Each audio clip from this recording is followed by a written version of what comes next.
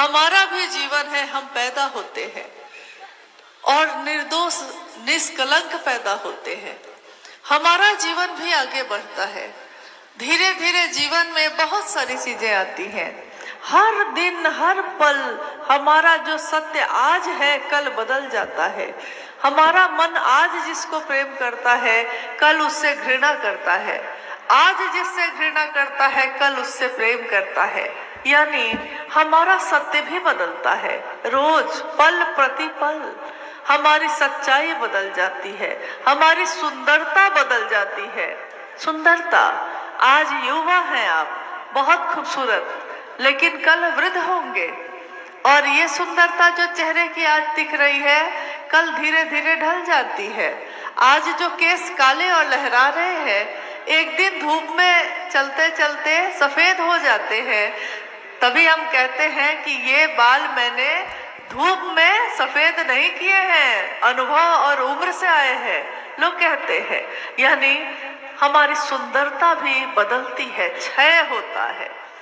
दुनिया की हर रचना, हर चीज का सत्य बदलता है, हर चीज की सुंदरता बदलती है, लेकिन शिव की सुंदरता कभी नहीं बदलती। जो शिव सत्य है, सनातन है, शाश्वत है, उसका क्षय, उसमें कमी, उसमें गिरावट कभी नहीं होती, कभी नहीं हुई।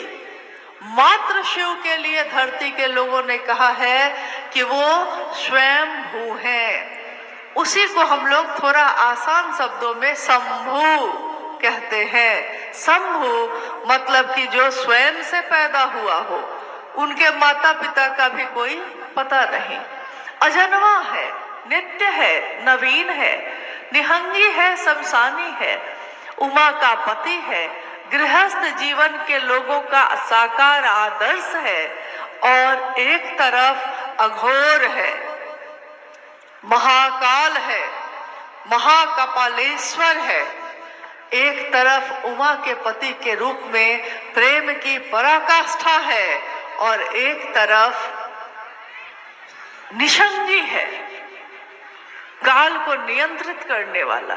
यानी कोई उसका अपना नहीं, कोई पराया नहीं, अघोर है, निसंगी है, जिसपे कोई प्रभाव नहीं पड़ता आपके सुख का, आपके दुख का।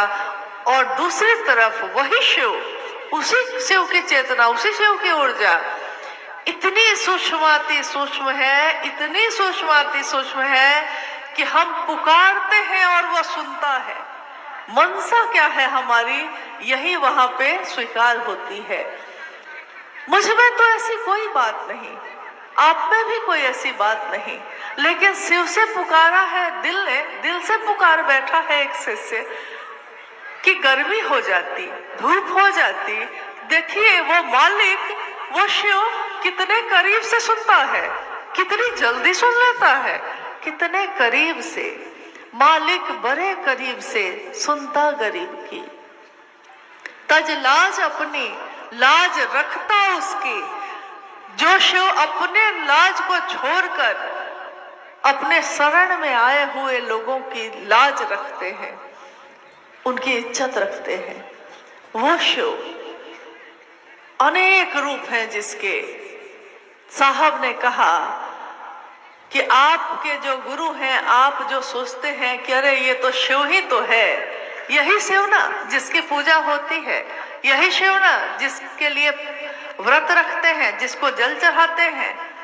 हमारा मन उस शिव को बस इतना ही समझता है। साहब ने कहा जिसके गुण शेष नहीं होते, गुणहीन है वो, जिसमें कोई गुण नहीं, और गुणहीनम मतलब गुण शेष ही नहीं होते, खत्म ही नहीं होते, इतने गुण है, इतने गुण है। विश्व तो मुख है वो, विश्व के जितने भी मुख हैं, मुख जो बोलता है शिव ही बोलता है उसमें। विश्व में जितनी आंखें हैं, चक्षु है, उसमें शिव ही देखता है।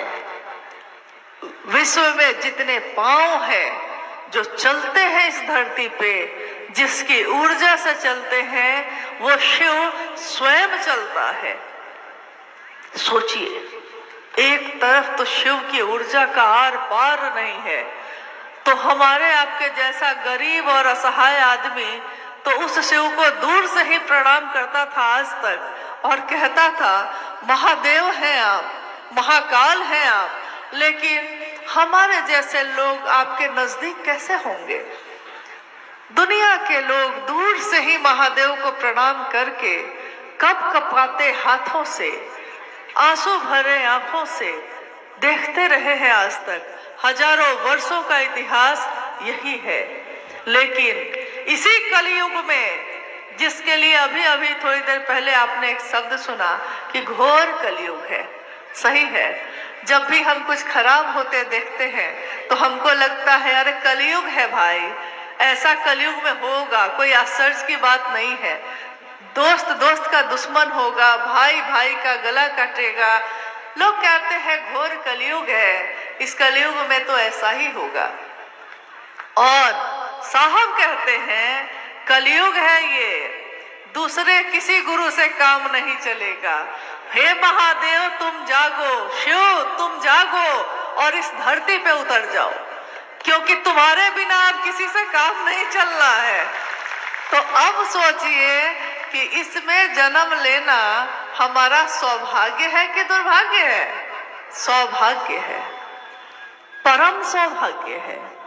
अगर दुख पाकर वो शिव मिलते हैं, अगर कष्ट पाकर उस महादेव से मिलना हो जाता है, तो उस दुख और उस कष्ट को भी हम प्रणाम करते हैं। महाभारत में एक कथा आई है कि जब कौरव और पांडव का युद्ध हुआ और सारे कौरव मारे गए, पांडवों की मां थी कुंती। स्वयं कृष्ण पूछते हैं उनसे कि बुआ, रिश्ते में वो बुआ थी उनकी, कहते हैं बुआ अब तो पांडवों की जीत हुई, अब सुख के दिन है तुम्हारे, मांगो तुम क्या चाहती हो, क्या चाहिए तुमको? कुंती कहती है दुख चाहिए। कृष्ण आश्चर्य से पूछते हैं दुख चाहिए? इतने दुख काटने के बाद भी तुमको और दुख चाहिए? कैसी अजीब सी बात है। कुंती कहती है कि जिस दुख में तुमसे मिलना हो जाता है केशव, वही दुख मेरे लिए अच्छा है। अगर सुख आए और तुम चले जाओगे तो उस सुख का मेरे लिए क्या मोल है? भक्त का, प्रेमी का यही स्वभाव होता है कि अगर जीवन में सुख आए और महादेव छूट गए तो ज्यादा अच्छा है महादेव कि दुखी में रहो। दुख में तुमसे मिलना तो होता है। लोग कहते हैं महादेव दिखते नहीं है, महादेव का दर्शन नहीं होता, इन आंखों से उस महादेव को कैसे देखें? और जिसको चाहेंगे महादेव कि वो मुझको देख ले, लोग उसको देख लेते हैं। जो चाहता है कि मैं महादेव को देख लूं, तो वो महादेव उसके स्तर तक उतर जाते हैं, वो देख पाता है। क्योंकि देखना चाहे इन आंखों से तो उनका दर्शन नहीं हो सकता, लेकिन वो शिव स्वयं चाहे तो उनका दर्शन हो सकता है। शिव स्वरूप साहब हरिंद्रानंद जी को आपने देखा है कि नहीं देखा है? अभी जब अनु भैया पूछ रहे थे आपसे कि कितने ऐसे लोग हैं जो साहब से शरीर में मिले, तो मैंने देखा कि सबने अपने हाथ उठाए। फिर उन्होंने पूछा कि कितने ऐसे लोग हैं जो शरीर से नहीं मिले, तब भी सारे लोगों ने हाथ उठाए। तो सबको लगा कि भाई ये कैसे हो सकता है, या तो मिले होंगे या नहीं मिले होंगे। लेकिन बात यह है कि दोनों सच है। आज के लिए आपके द्वारा दोनों बार जो हाथ उठाए गए, ये दोनों बात सच है। साहब के शरीर का दर्शन किया हम लोगों ने, शिव के शिष्य हरिंद्रानंद जी का दर्शन किया इन आंखों ने, लेकिन उनके दिल में जो पल रहा है उससे मिलके भी मिल नहीं पाए। और अगर उससे मिल लिए हैं तो साहब से मिल लिए हैं।